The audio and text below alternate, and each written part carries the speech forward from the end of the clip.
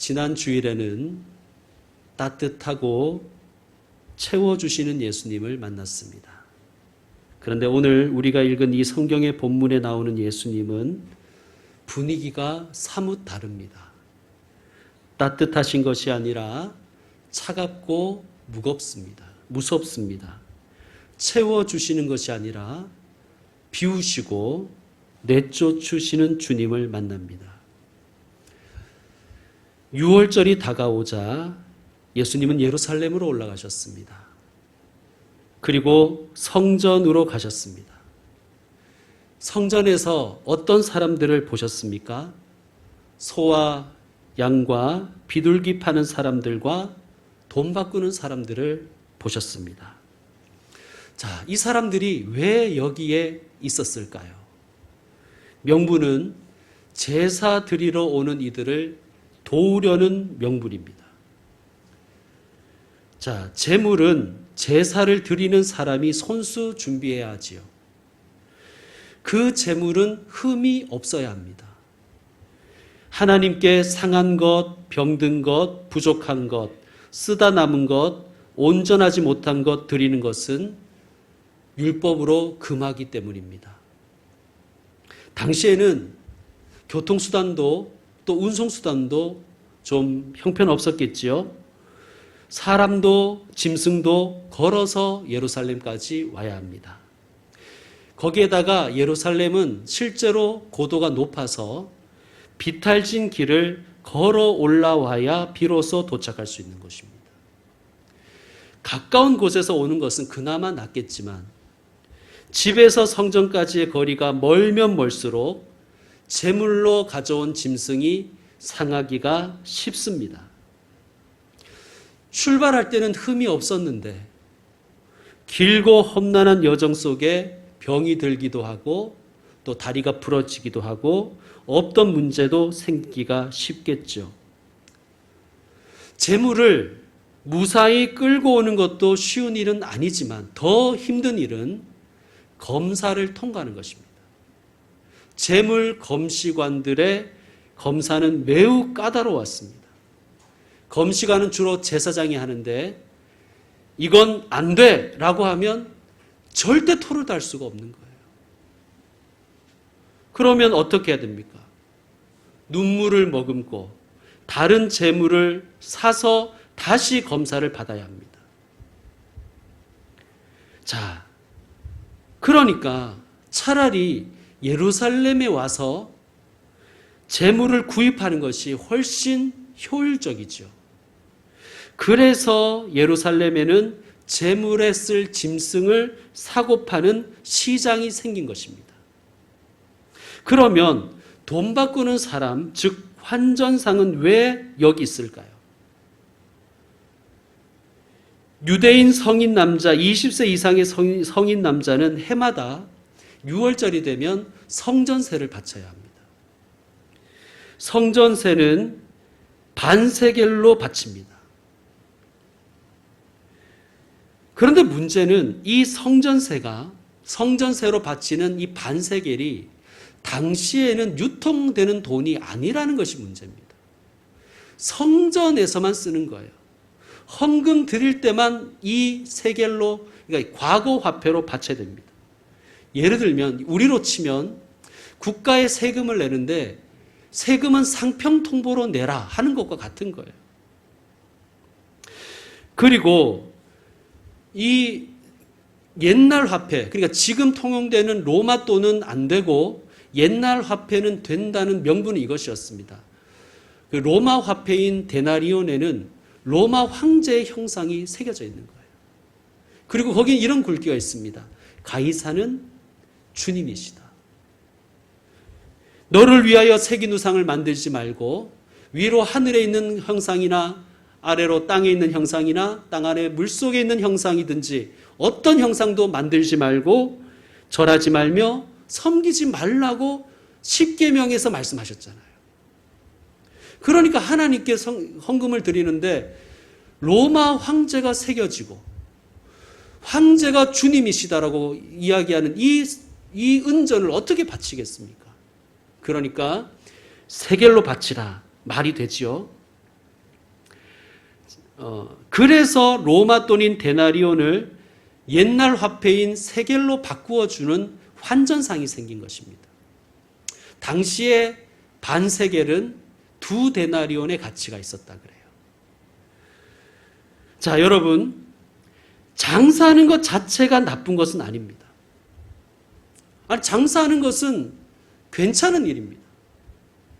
재물을 파는 사람들에게 재물을 공급하고 성전세를 바쳐야 될 사람에게 성전세로 쓸 세계를 공급하는 것, 서비스고 섬기는 일이지 않습니까?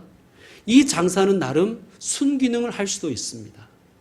문제는 어디에 있을까요? 여러분 14절에서 문제를 한번 찾아보시죠. 뭐가 문제인지. 뭐가 문제인 것 같습니까? 14절에서. 그렇죠.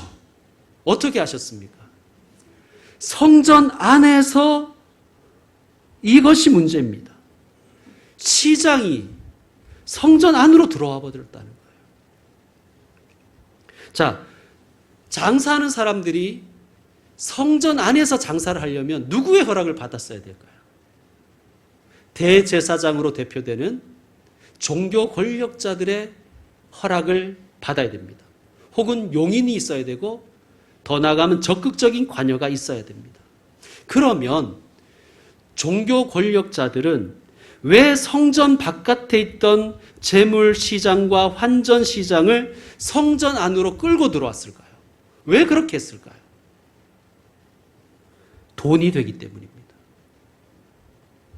라이선스 장사를 하기 위한 것입니다.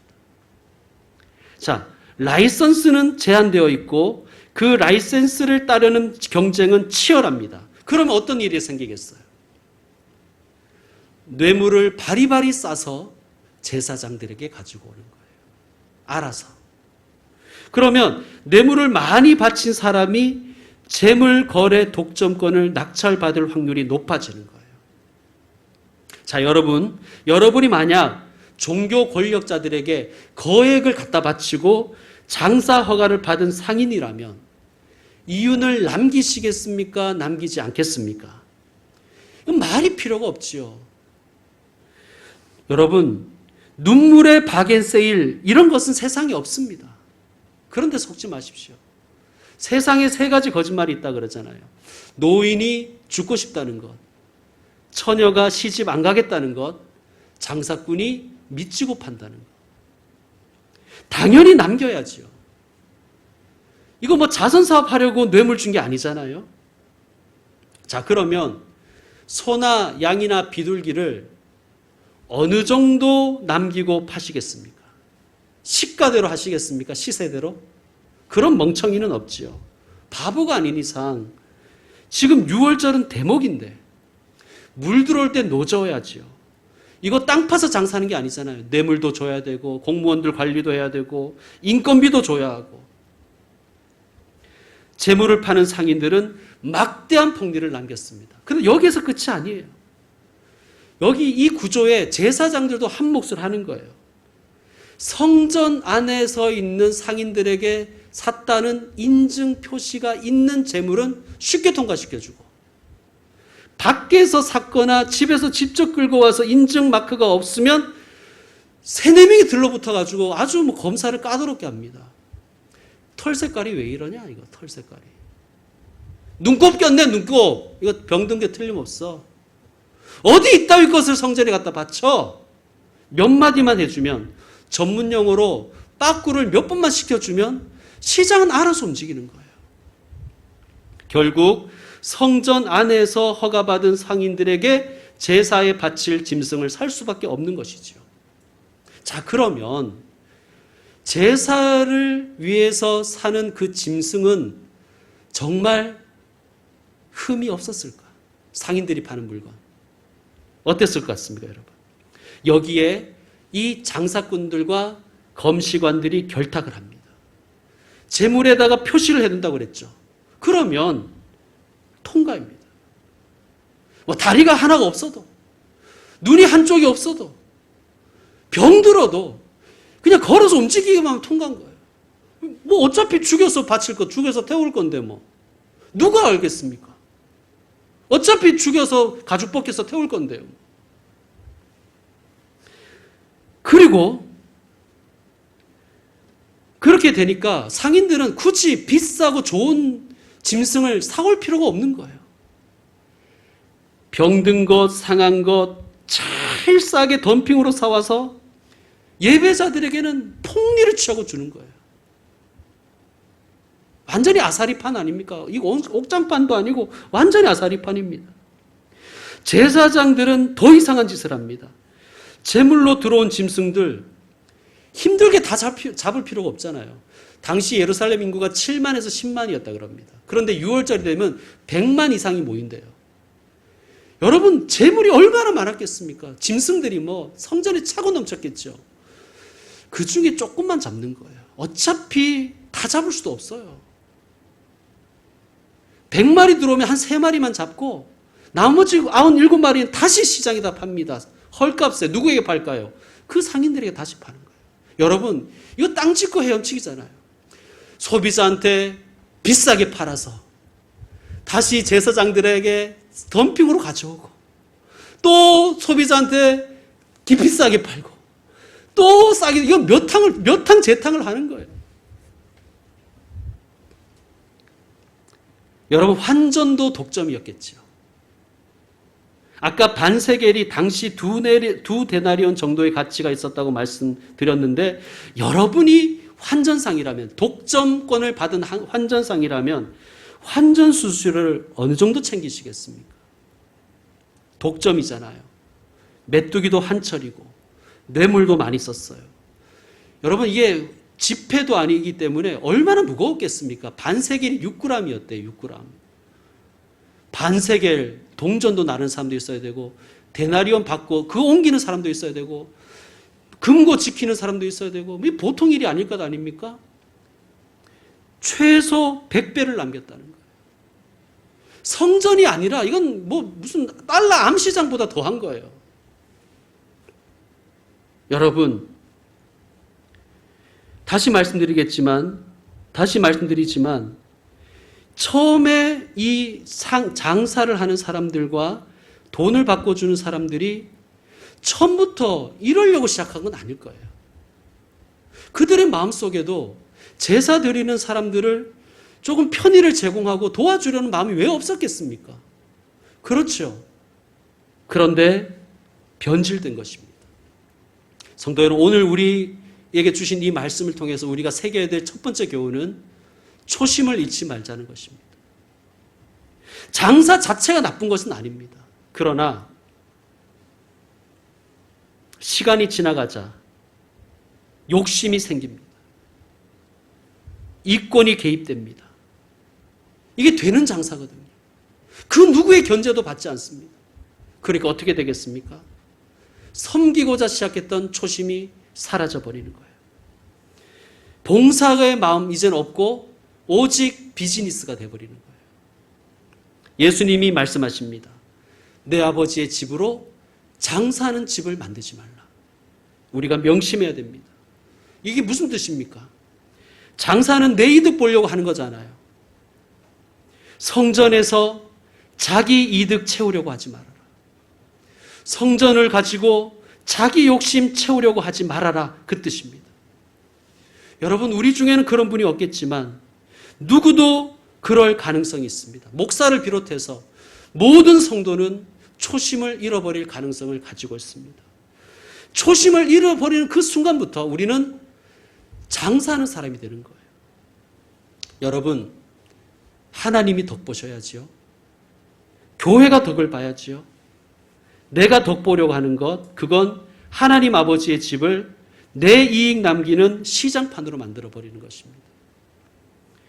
여러분, 교회 직분을 받았거나 사역을 맡으셨다면 주님께서 내게 주님의 일을 맡기셨다고 믿으시고 선한 청지기로 봉사하십시오.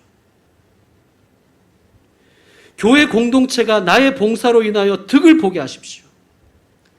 내가 봉사함으로써 교회가 더 아름다워지고 더 풍성해지기를 기도하시면서 하나님께 드리십시오.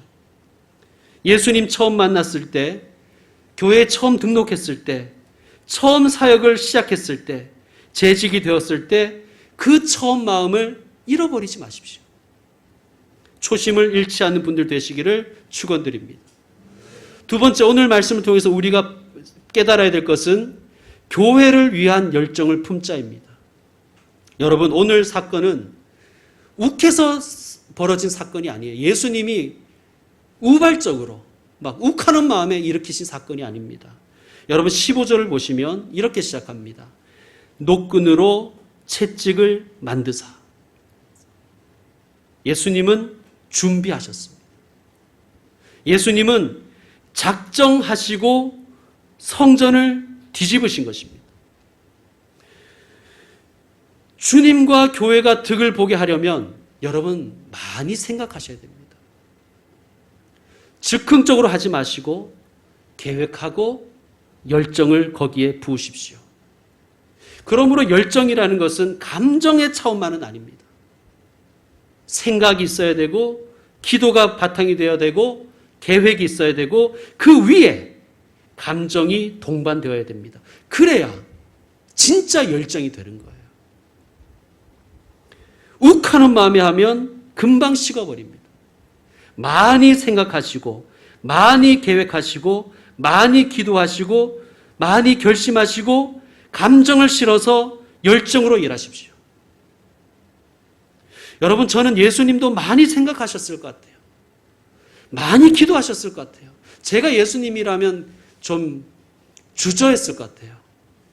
그래, 힘들게 교회 왔는데 좋게 말하자. 괜히 싫은 소리 했다가 그나마 교회 오는 것도 안 올까 봐 겁난다. 좋게 얘기하자. 이런 마음이 왜 없었겠어요, 예수님이라고.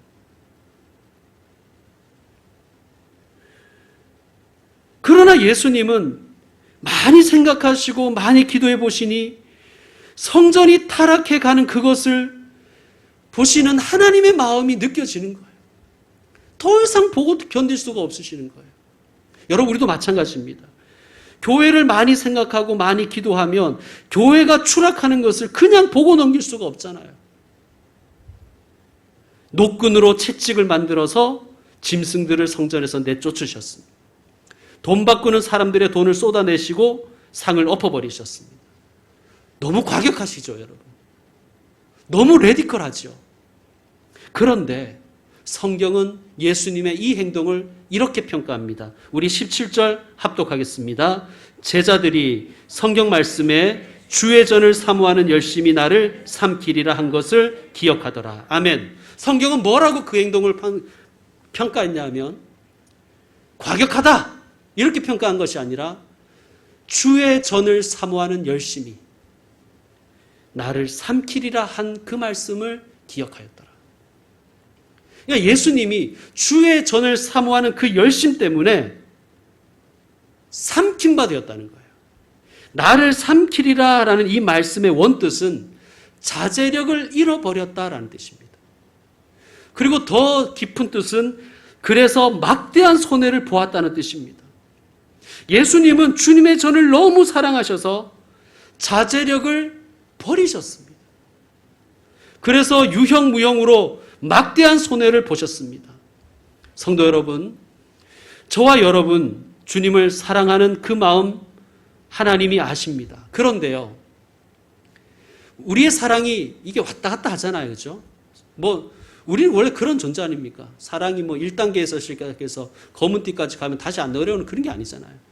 사랑이 뜨거웠다가도 하고 식기도 하고 왔다 갔다 하는데 내 사랑이 내가 주님을 향한 그 사랑, 교회를 향한 그 사랑이 식었는지를 어떻게 알 수 있는가? 주를 위해서, 교회를 위해서 자제력을 잃고 있는지, 시간적으로 물질적으로 손해를 감수하고 있는지를 살펴보면 됩니다. 야, 내가 너무 설치는 거 아닐까? 내가 교회에서 이러고 있을 때가 아닌데 적당히 좀 하자. 그냥 조용히 다닐까? 이런 생각이 한 번도 난 적이 없다면 여러분은 하나님을 사랑하지 않는 것입니다. 이런 말을 한 번도 들은 적이 없다면 여러분은 좋게 말해서 절제력 갑이고 심하게 말하면 주님을 위해서는 주의 몸된 교회를 위해서는 절대 손해 안 보는 분들입니다. 성도 여러분, 저는 우리가 주님을 향한 열정 때문에, 교회를 향한 사랑 때문에 좀 자제력도 좀 잃어봤으면 좋겠습니다. 나도 한때는 참 열심히 했지 이러면서 옛날만 자꾸 추억하지 마시고 지금에 맞는 방식으로 지금 다시 주님과 교회를 위해서 쏟으십시오. 여러분, 사랑의 다른 말은 몰입입니다. 몰입. 사랑은 사랑하는 사람에게 몰입하는 거예요.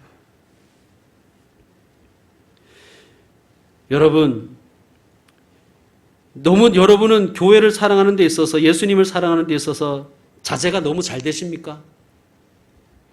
스스로를 대견하게 여기십니까? 그것은 자제력이 훌륭한 것이 아니라 하나님 앞에서 두 마음을 품은 것입니다. 내가 아내를 혹은 내가 남편을 사랑하는데 너무 자제를 잘한다. 그것은 그 마음 속에 다른 한 사람이 더 있다는 것입니다. 그건 자녀일 수도 있고, 안 좋은 것뿐만 아니라 내가 어떤 사람을 사랑한다고 하면서도 많이 자제하고 있다면 두 마음을 품은 것입니다. 여러분, 우리가 세상 것에 너무 마음이 많이 빼앗겼습니다. 그래서 우리의 신앙이 이렇게 시시해진 거예요. 여러분, 우리 신앙이 왜 이렇게 시시해졌을까? 우리의 마음을 세상 것에 빼앗겼기 때문입니다. 여러분, 따라합시다. 사랑은 몰입이다. 주님께 몰입하십시오. 야, 저 집사님은 점잖으신 분인데 참 이상하지. 주의 일이라면 자제할 줄을 몰라. 제정신이 아닌 것 같아. 여러분, 가끔은 이런 좀 평가도 좀 받으셔야 되지 않습니까? 김포평강교회, 저 교회는 도무지 자제력이 없어. 하나님과 이웃을 위한 일이라면 물불을 안 가려. 이런 말을 좀 듣는 교회여야 되지 않습니까? 예수님은 주의 전에 대한 사랑 때문에 자제력을 잃었는데, 그래서 손해를 많이 보셨는데, 우리는 언제부터인가 얼마나 냉철해졌는지 적당한 선을 찾고 누군가 그 선을 넘어 헌신하려고 하면 그 사람도 끌어안칩니다. 심지어 비웃지요. 네 코가 석자야, 네 코가. 연탄재 함부로 발로 차지 마라. 너는 누구에게 한 번이라도 뜨거운 사람이었느냐?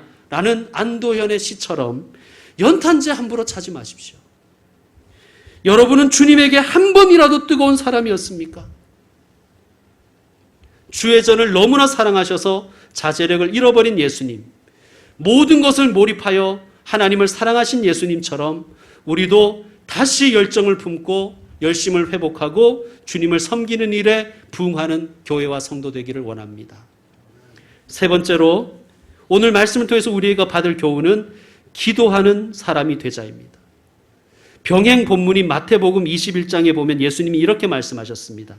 내 집은 기도하는 집이라 일컬음을 받으리라 하였거늘 너희는 강도의 소굴을 만들었구나. 성도 여러분, 성전은 기도하는 집이 될 가능성도 있고 강도의 소굴이 될 가능성도 있습니다. 기도하다에 해당하는 히브리어를 팔랄이라고 합니다. 그 뜻은 판단하다는 것이에요. 그러면 누구의 판단일까요? 나의 판단일까요? 하나님의 판단일까요? 내 판단을 하나님께 요구하는 것을 우리는 기도로 착각하지요. 하나님, 제가 보기에는 이게 좋겠습니다. 그러니 이걸 주십시오. 주님, 제가 보기에는 저게 좋은 것 같습니다. 저렇게 하십시오. 라고 하는 것은 기도가 아니라 강도짓을 하는 것입니다. 여러분, 기도라는 것은 나의 계획과 나의 생각과 나의 삶을 하나님께 아뢰고 판단받는 거예요. 하나님, 제 생각은 지금 이렇습니다. 하나님, 제 계획은 지금 이렇습니다. 하나님, 제가 이렇게 살고 있습니다. 하나님, 어떻게 생각하십니까? 하나님의 뜻을 듣고 싶습니다. 그게 기도인 거예요. 여러분, 교회는 기도하는 집입니다. 내 생각과 내 판단을 관철시키는 곳이 아니에요. 하나님이 무엇을 원하시는지 배우고 하나님의 뜻을 받들고 하나님의 생각과 판단을 신뢰하며 하나님이 원하시면 손해가 나더라도 해나가는 교회가 기도하는 교회입니다. 하나님이 싫어하시면 아무리 교회에 득이 돼도 하지 않는 것이 교회와 성도입니다. 그게 기도입니다. 교회가 내 뜻을 하나님께 관철시키려고 하면 장사하는 사람이 되고 강도가 되는 것입니다. 출애굽한 이스라엘 백성들이 구름 기둥과 불 기둥으로 인도받았습니다. 정확하게 말씀드리면 불이 있는 구름 기둥이에요. 구름 기둥이 움직이면 행진하고 구름 기둥이 멈추면 그 자리에 서야 됩니다. 자, 그렇다면 이스라엘 백성들이 날이 밝고 하루가 딱 시작되었을 때 제일 먼저 뭐를 살필까요? 우리는 일기예보를 확인하는 것처럼, 우리가 일기예보 확인하는 것처럼 이스라엘 백성들은 눈 뜨자마자 제일 먼저 구름 기둥이 움직이는지 안 움직이는지를 볼 것입니다. 그게 기도인 거예요. 하나님의 구름 기둥이 움직이는가 멈추는가. 이스라엘은 이 하나님 판단을 살피는 것을 40년 동안 훈련받은 거예요. 성도 여러분, 기도의 사람이 되십시오. 하루를 시작하실 때 먼저 기도로 시작하십시오. 하나님의 구름 기둥을 먼저 살펴보십시오. 그리고 어떤 새로운 일을 시작할 때 기도하십시오. 하나님의 구름 기둥을 살펴보십시오. 하나님의 판단을 들어보십시오. 영국의 스펄전 목사님에게 한 청년이 찾아왔습니다. 이 청년이 이렇게 목사님에게 얘기해요. 목사님, 저는 문제없는 교회를 좀 다니고 싶습니다. 그동안 여러 교회를 제가 돌아다녀 봤지만 다 문제가 많았습니다. 목사님, 제게 문제없는 교회를 소개시켜 주시면 제가 그 교회 다니겠습니다. 목사님이 그에게 이야기합니다. 형제여, 그런 교회를 꼭 찾길 바라오. 그리고 찾게 되면 제게도 말씀해 주십시오. 그러면 저도 그 교회에 가서 섬기겠습니다. 목사가 아니라도 괜찮습니다. 일반 성도라도 그 교회를 다니며 섬기겠습니다. 하지만 형제여, 당신은 절대 그 교회를 가지 마십시오. 당신이 그 교회에 가는 순간 그 교회는 문제가 많은 교회가 될 것입니다. 성도 여러분, 완벽한 교회도 없고 완벽한 목사도 없으며 완벽한 교회는 없습니다. 그러므로 여러분께서 완벽한 교회, 완벽한 목사, 완벽한 교인을 찾는 기도를 이제는 멈추시고 완전하신 하나님을 구하십시오. 완전하신 하나님을 찾으십시오. 그것이 기도입니다. 기도의 사람이 되십시오. 하나님은 완벽한 교회, 완벽한 목사, 완벽한 교인을 찾으시는 것이 아니라 기도하는 사람을 찾으십니다. 여러분, 기도란 하나님을 찾는 우리를 찾으시는 하나님을 만나는 시간입니다. 성도 여러분, 그러므로 완전하신 하나님을 찾아 나가시는 그런 기도의 사람 되기를 축원드립니다. 이제 말씀 마무리하겠습니다. 여러분, 오늘 배운 말씀 한번 이 한 주간 우리 한번 실천해 보십시다. 하나님, 초심으로 다시 돌아가길 원합니다. 아니, 우리가 체력적으로는 처음으로 돌아갈 수 없지만 마음만큼은 하나님 초심의 마음을 회복하기 원합니다. 하나님, 열정을 다하기 원합니다. 그리고 자제력을 잃었다는 말을 좀 듣길 원합니다. 사랑은 몰입이라고 했습니다. 주님께 몰입하고 주의 몸된 교회를 사랑하고 기도에 몰입하시는 분들 되시기를 축원드립니다. 기도하겠습니다.